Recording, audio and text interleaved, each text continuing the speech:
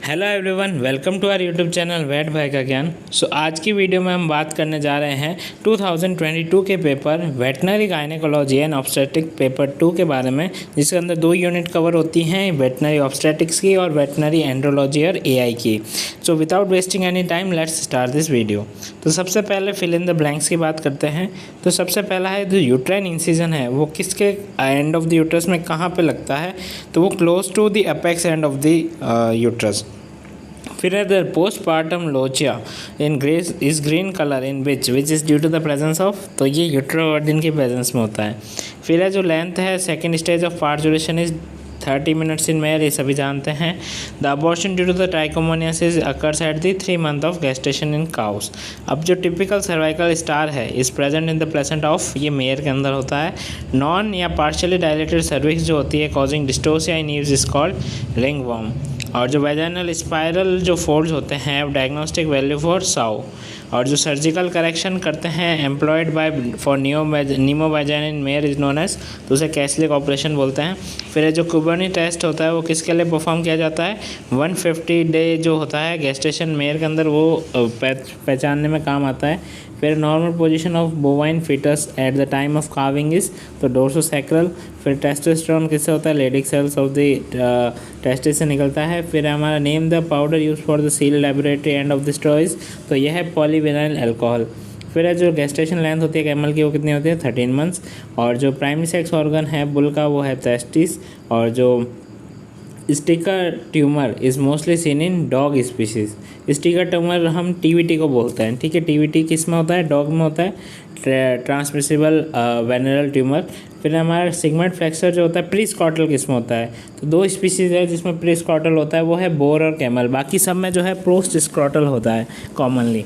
फिर हमारा बात करें लोकेशन ऑफ स्क्रॉटम इज, तो ये between the thighs in dogs, ठीक है। और जो कैमल है उसका पेनिस जो होता है वो पोस्टीरियरली पॉइंट करता है जब रिलैक्स स्टेज होती है। और ampulla is well developed in RAM species, ठीक है। और greenish colour of semen is indicated the Pseudomonas एरिजिनोसा। Next हम एमसीक्यू की बात करें तो योग सैक जो होता है प्लेसेंटा के अंदर वो फंक्शनल अप टू, तो ये जो है आप कमेंट सेक्शन में ज़रूर बताना इसका आंसर। हम जो भी करेक्ट आंसर होगा उसको ज़रूर लाइक करेंगे और उसे कमेंट सेक्शन में हम ज़रूर अप्रिशिएट करेंगे। नेक्स्ट क्वेश्चन है which hormone is reliable to diagnose the pregnancy in which, तो जो रिलैक्सिन हार्मोन होता है वो यूज़ होता है। फिर है जो enzymes that convert placentally derived progesterone to estrogen before parturition, तो वो है 17B हाइड्रोक्सिलेज। फिर है जो काइनाइन पायोमेट्रा है वो जो होता है वो डिक्रीज़ करता है इन serum urea nitrogen, decrease in albumin level और इंक्रीज इन पीसीवी, तो आंसर जाएगा ऑल ऑफ द अबव। फिर which of now the following is correct for the amniotic fluid, तो एमनियोटिक फ्लूइड जो होता है वो क्लियर कलरलेस और स्लाइटली येलो होता है, ठीक है। एलेंटोइस वाला क्या होता है वो एम्बर कलर होता है, और जो एमनियोटिक वाला होता है वो येलो होता है क्योंकि यूरिनेशन वगैरह सारा एक्सक्रीटा वो इसी में रहता है। फिर हमारे बात करें हिमेटिक टाइप ऑफ मॉमिफिकेशन जो होता है वो किस में होता है, वो कैटल बफेलोज में होता है, ठीक है। 2 तरह के होते हैं, हिमेटिक और एक पेपरेशियस, ठीक है। हिमेटिक वाला जो होता है वो कैटल बफेलो में होता है। फिर अपन बात करें using of waxing from teeth before 2 days of parturition in, तो ये मेयर में आपको मिलता है। फिर cocking of the tail behaviour is seen in the pregnancy of, जो कॉकिंग है टेल की वो पिक्यूलियर साइन है हमारे कैमल के अंदर प्रेगनेंसी डायग्नोसिस का। फिर फ्रेमिटियस जो होता है वो कब फेल्ट होता है, 190 to 120 डेज। फिर हमारी बात करें which type of dystocia are more common in cows, तो maternal type of dystocia are common. फिर है the gland in which the fructose is produce, तो सेमाइनल वेसिकल ग्लैंड होती है उसमें फ्रक्टोज जो है प्रोड्यूस होता है। फिर हमारा मस्कुलो cavernous type of penis is observed in, तो ये जो होती है स्टेलियन में ऑब्जर्व होती है। फिर terminology use for the high % of abnormal sperms, तो टेरेटोजोस्पर्मिया। फिर हमारा जो पेनाइल प्रोट्रूजन होता है उस फॉलोड बाय, तो ये फॉलोड बाय माउंटिंग। फिर हमारे बात करें test use to know the functional integrity of sperm membrane, तो वो है हाइपोऑस्मोटिक स्वेलिंग टेस्ट जो होता है वो मेम्ब्रेन जो होती है प्लाज्मा मेम्ब्रेन इंटीग्रिटी को चेक करता है। फिर जो सिक्रेशन होते हैं ग्लैंड्स के which aids in flushing of urethra and bull, तो वो है बल्बो यूरेथ्रल ग्लैंड। जो कैरेक्टरिस्टिक होती है semen collected from embryo ejaculation method electro ejaculation जो मेथड होता है उससे जो सीमन कलेक्ट करते हैं उसका वॉल्यूम ज़्यादा होता है और कंसंट्रेशन कम होती है। ये याद रखना, इसमें पूछते हैं हर बार कि जो इलेक्ट्रो इजैकुलेशन होता है उसमें वॉल्यूम तो ज़्यादा निकलता है, जो ग्लैंड से सिक्रेशन होता है वो ज़्यादा निकलता है, पर जो स्पर्म की कंसंट्रेशन होती है वो कम होती है। अब जो रैट के अंदर जो स्पर्म होता है उसकी शेप क्या होती है, वो हुक शेप होती है। इनोसिटॉल जो प्रेजेंट होता है सेमिनल वेसिकल सिक्रेशंस में ऑफ विच एनिमल, तो वो होता है बोर के अंदर। और जो वेसिकुलर सिक्रेशन होता है बुल के अंदर वो कैसा होता है, वाइट इन कलर। अब अपन बात करते हैं डेफिनेशंस की। तो सबसे पहला है वेंडरिंग ऑफ ओवम। जो वेंडरिंग ऑफ ओवम है वो है ट्रांसयूट्राइन माइग्रेशन ऑफ द ओवम, जो कि मेल में मिलता है ओवुलेशन के बाद। ये ट्विनिंग को प्रिवेंट करता है और इसमें जो ओवम है वो एक हॉर्न से दूसरे हॉर्न की तरफ उसके बॉडी के अंदर घूमता रहता है। अब है सुपरफिटेशन। तो ये कंडीशन होती है may occur when the pregnant women जो होती है वो कैरी करती है one or more live fetuses come in estrus is bred again and then second conception occur in the uterus already containing at least one live fetus। मतलब पहले से ही जो है उसके अंदर जो है कंसेप्शन हो चुका है, फिर भी जो है वो वापस ईस्ट्रस में आती है और वापस ब्रीड करती है, उसे बोलते हैं सुपरफिटेशन। फिर अपन बात करते हैं सिप्स, सब involution of placental sites.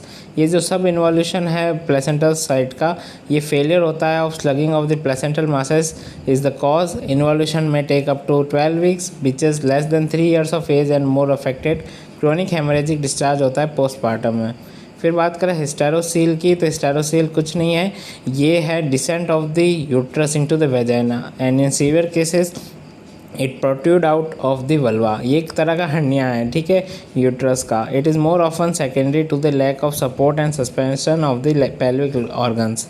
Next अपन बात करें तो वह है फीटोटॉमी। तो fetotomy is defined as those operation performed on the fetus for the purpose of reducing its size by either division or removal of certain of its parts for its vaginal delivery.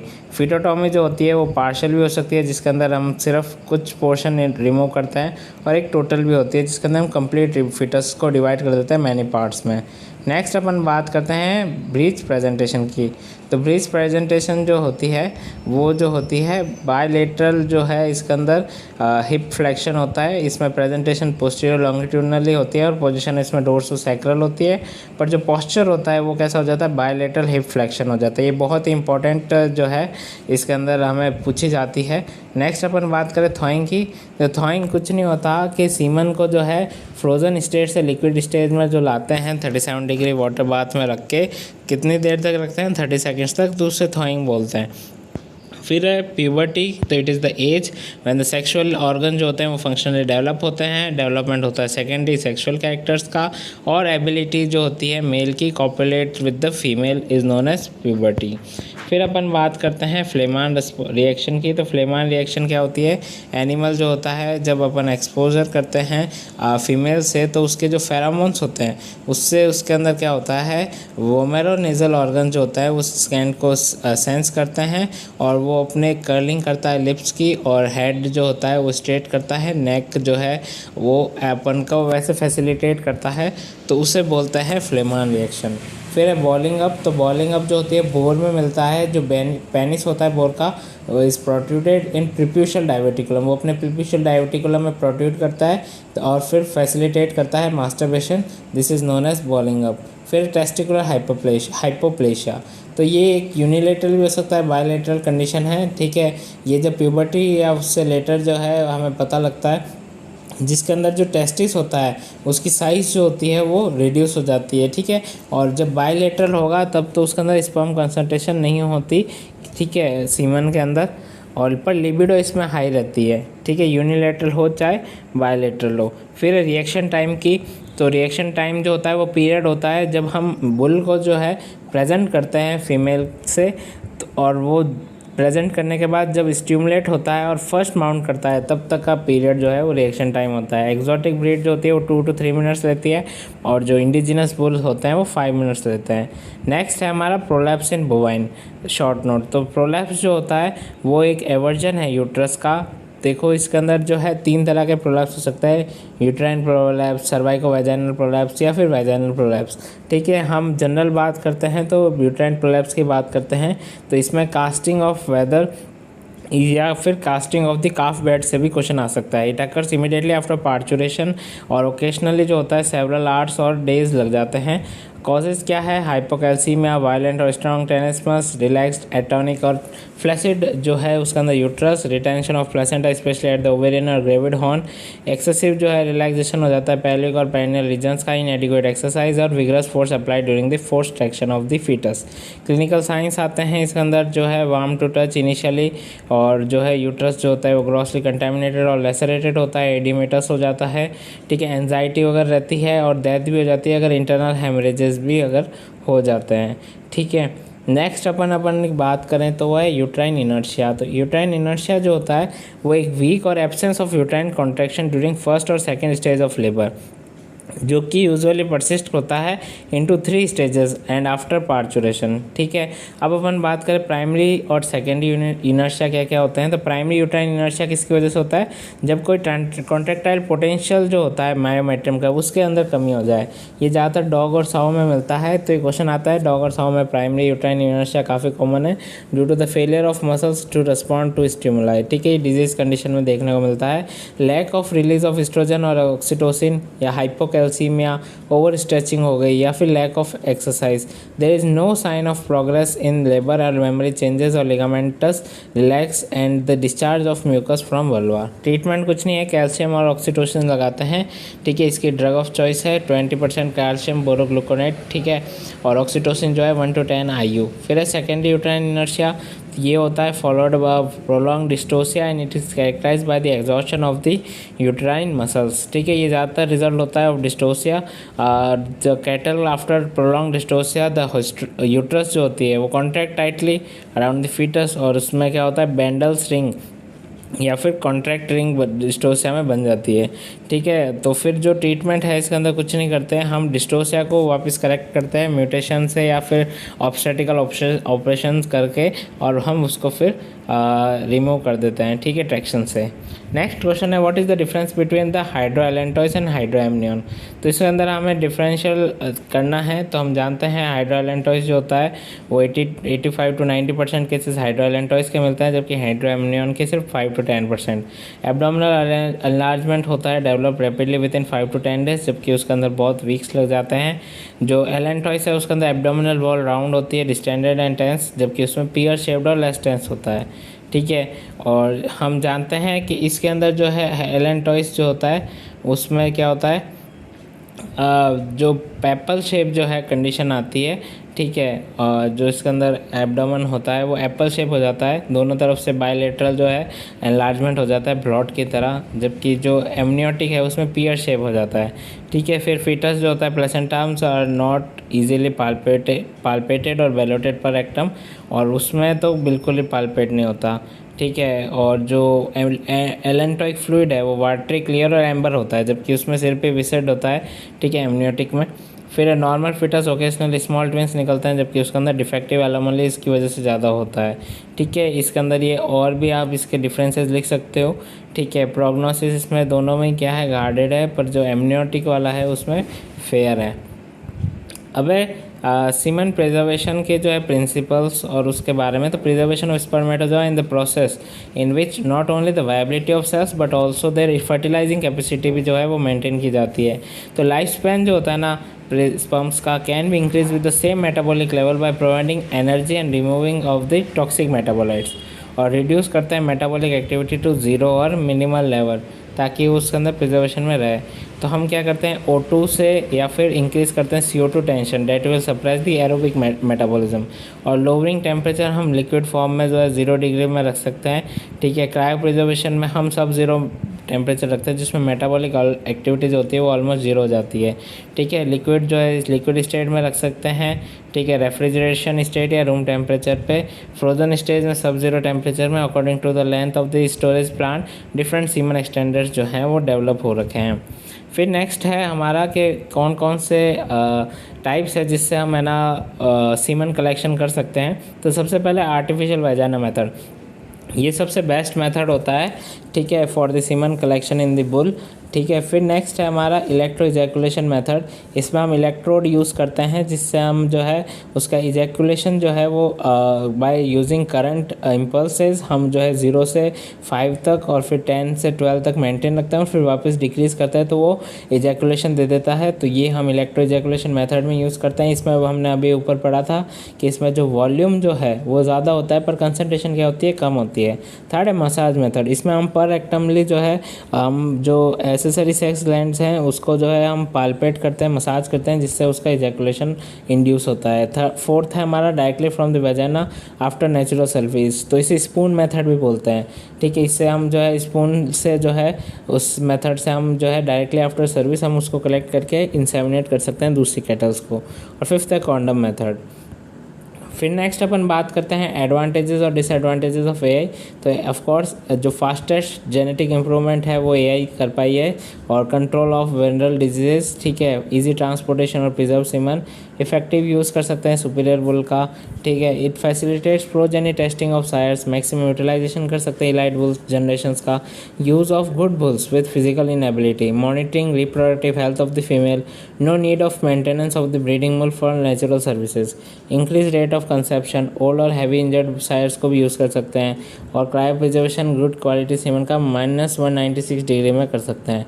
Disadvantage क्या है, बहुत ज़्यादा costly है equipments और जो require well trained persons to lab as well as field और easy transfer of disease if bull is not screen properly, availability of LN2 is not so good in the country और country के अंदर जो है level और एक वो भी होता है कि LN2 का जो लेवल होता है वो रेगुलरली चेक करना पड़ता है, नहीं तो ऑफ कोर्स वो मेंटेन नहीं हो पाएगा टेम्परेचर, तो उसमें डेड भी हो सकते हैं सीमन। फिर जो इनप्रॉपर क्लीनिंग जो होती है इक्विपमेंट की और उस पुअर हाइजीन से इन्फेक्शन भी हो सकता है और फॉल्टी एआई तो होती है। फिर अपन बात करते हैं what are the pre copulatory behaviour. So इसमें जो है हमें पहले कॉपुलेटरी, प्री कॉपुलेटरी और पोस्ट कॉपुलेटरी को समझना होगा। इसमें कुछ कंपोनेंट्स होते हैं कॉपुलेटरी पैटर्न के। सबसे पहला होता है सेक्सुअल अरोजल, ठीक है, सेक्सुअल डिज़ायर। फिर होता है कोर्टशिप जिसमें सेक्सुअल डिस्प्ले होता है। फिर थर्ड होता है इरेक्शन, फोर्थ होता है पिनाइल प्रोट्रूजन, फिफ्थ होता है माउंटिंग, सिक्स होता है इंट्रोमिशन, कॉपुलेशन भी बोलते हैं, और सेवन्थ होता है इजैकुलेशन, एट होता है डिसमाउंटिंग एंड नाइन्थ होता है रिफ्रैक्टोरीनेस। तो जो इसके अंदर हमारा फर्स्ट और सेकेंड और थर्ड और फोर्थ है ये तो आता है प्री कॉपुलेटरी जो है इवेंट्स में आता है सेक्सुअल बिहेवियर में। तो इनमें ये चारों चीज़ें आपको समझानी है, ठीक है। तो कोर्टशिप क्या होता है, शॉर्टर होता है कैटल के अंदर और शीप के अंदर और गोट के अंदर भी, और लॉन्गर होता है स्वाइन के अंदर, ठीक है, जिसमें 5 मिनट से भी ज़्यादा लगता है, और हॉर्स के अंदर होता है 40 सेकेंड्स, ठीक है। अपन बात करें सेक्सुअल अरोजल की तो ईस्ट्रस फीमेल जो होती है वो अट्रैक्ट होती है towards the mails and stimuli from the mails greatly influence the females for the sexual responses, ठीक है। और कोर्टशिप में वो क्या करता है, स्निफिंग करता है और लीकिंग करता है अराउंड द पेरिनियल रीजन, ठीक है। तो ये सारी चीज़ें आपको लिखनी है इसके अंदर।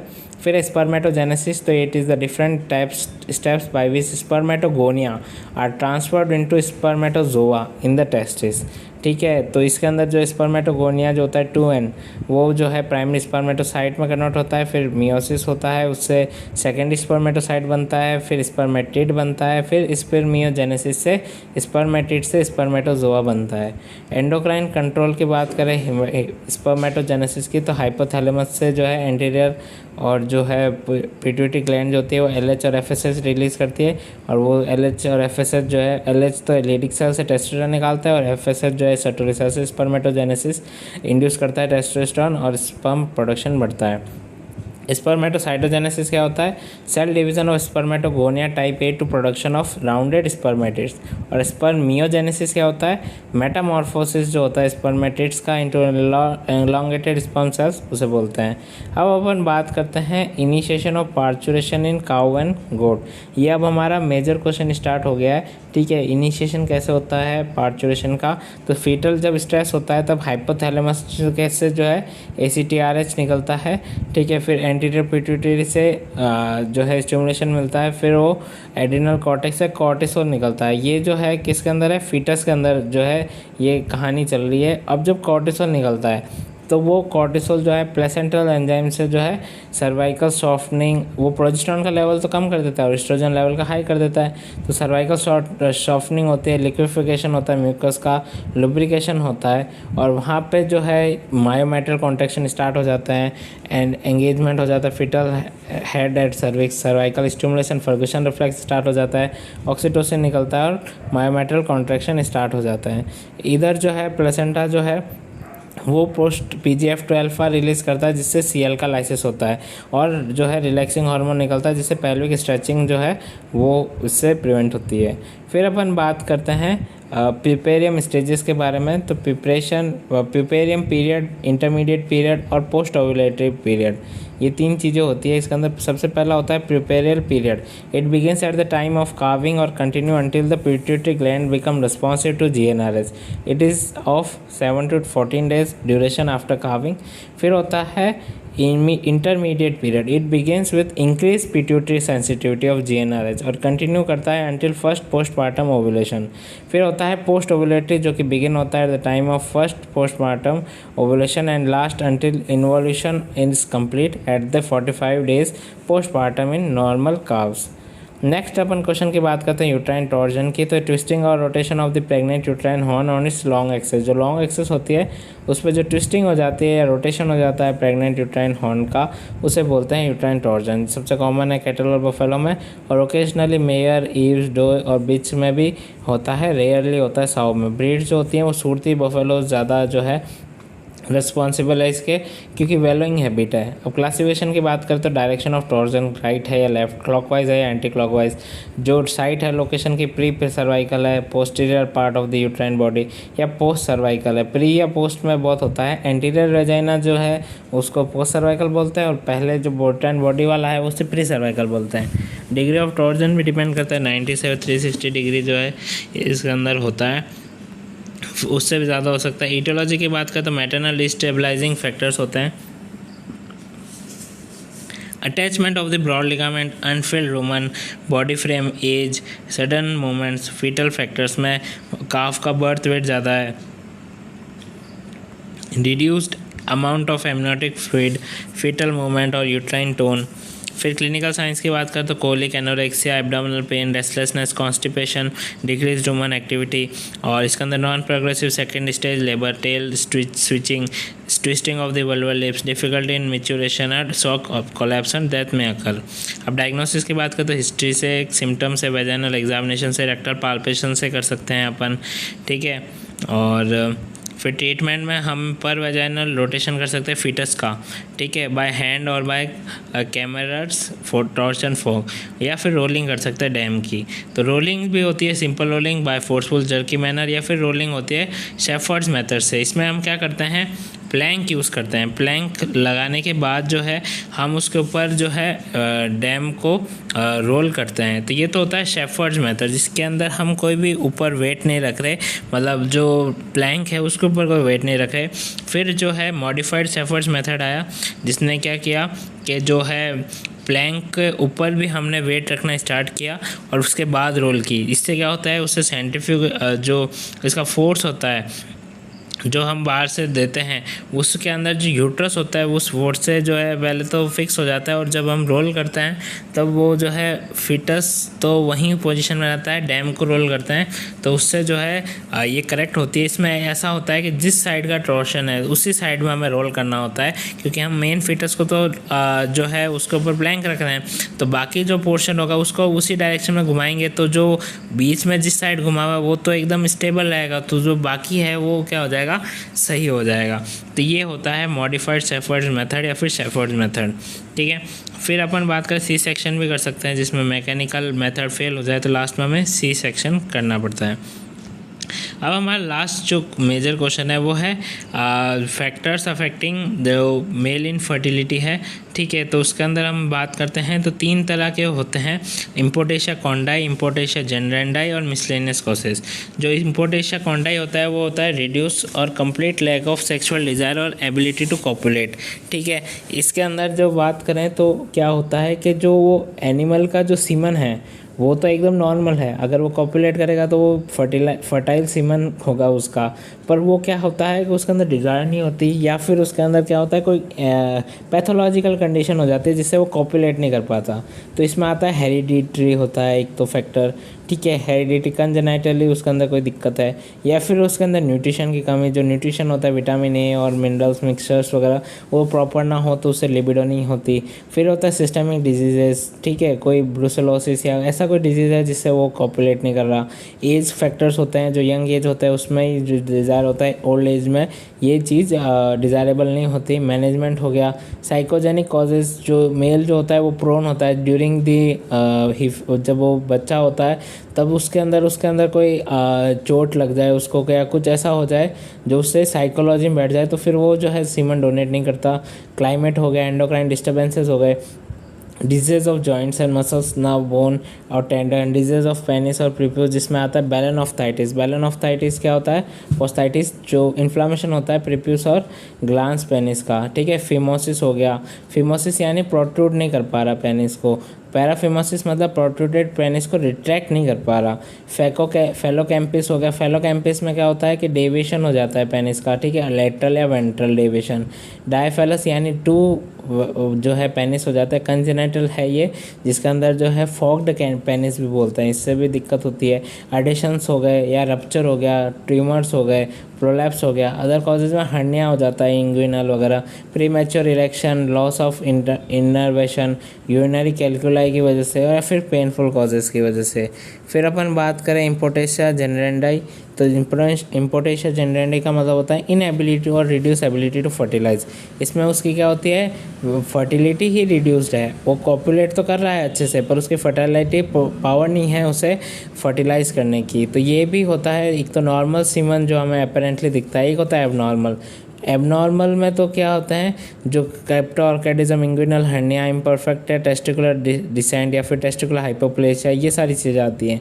और जो नॉर्मल सीमन होता है उसमें इन्फेक्शियस डिजीज़ या फिर हमने डिफेक्ट्स देखे थे, sperm defect, diadem defect, knob defect, ये सारे डिफेक्ट्स जो होते हैं वो स्पर्म में हो सकते हैं। बट सीमन नॉर्मल है, कंसनट्रेशन नॉर्मल है, पर वो क्या है, स्पर्म्स की जो है क्वालिटी नहीं है। फिर मिसलेनियस कॉजेज में penile fistula, loss of urethral process in rams, और जो भी टॉलरेंस होता है डीप फ्रीजिंग ऑफ सीमन उस वजह से होता है। तो ये सारे कॉजेज़ हैं, ठीक है। तो यही है इसके अंदर। तो होप आपको ये वीडियो पसंद आई होगी। लाइक, कमेंट, सब्सक्राइब, शेयर ज़रूर करें हमारे चैनल को।